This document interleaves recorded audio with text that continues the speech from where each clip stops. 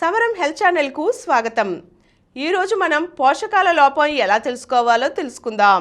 పోషక లోపాలు లక్షణాల రూపంలో బయటపడుతూ ఉంటాయి. అయితే వాటిని మనం సమయానికి గుర్తించలేకపోతాం.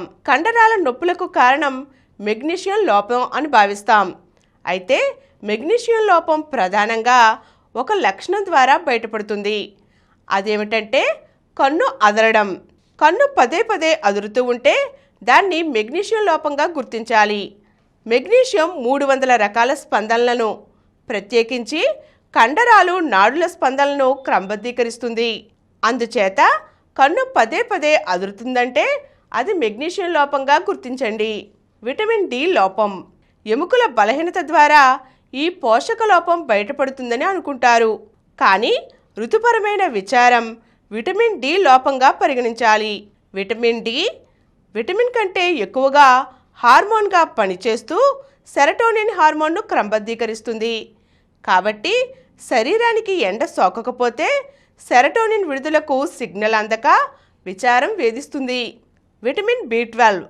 శక్తి సన్నగిలితే విటమిన్ బి12 లోపంగా గుర్తిస్తారు. అయితే చేతులు అరికాళ్లలో తిమ్మిర్లు ఈ పోషక లోపం ప్రధాన సంకేతాలు. బి12 కొవ్వు ప్రోటీన్తో కూడిన నాడీ పైపొర అయిన మైలిన్ షీత్ను క్రమబద్ధీకరిస్తుంది. ఈ విటమిన్ లోపిస్తే నాడీ సంకేతాలు గాడి తప్పి షార్ట్ సర్క్యూట్ అవుతూ ఉంటాయి. ఫలితంగా తిమ్మిర్లు వేధిస్తాయి. ప్రోటీన్. ఈ లోపం వల్ల కండరాలు క్షీణిస్తాయని అనుకుంటారు.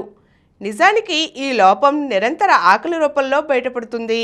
ప్రోటీన్ ఆకలితో ముడిపడి ఉండే గైలిన్, లెప్టిన్ హార్మోన్లను నియంత్రిస్తుంది.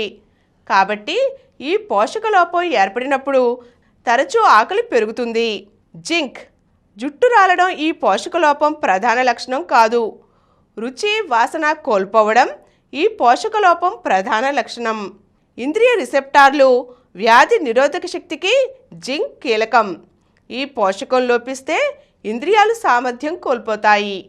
ఈరోజు మనం పోషక లోపాలు, వాటి లక్షణాలు ఎలా ఉంటాయో తెలుసుకున్నాం కదండి. మరో చక్కని అంశంతో మళ్ళీ కలుద్దాం. ఈ కార్యక్రమం మీకు ఎంతో నచ్చింది కదా.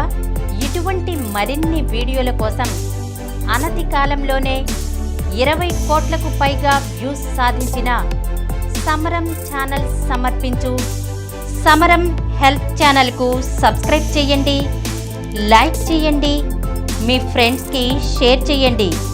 అలాగే ప్రక్కనున్న గంట సింబల్ని ప్రెస్ చేయడం మర్చిపోకండి.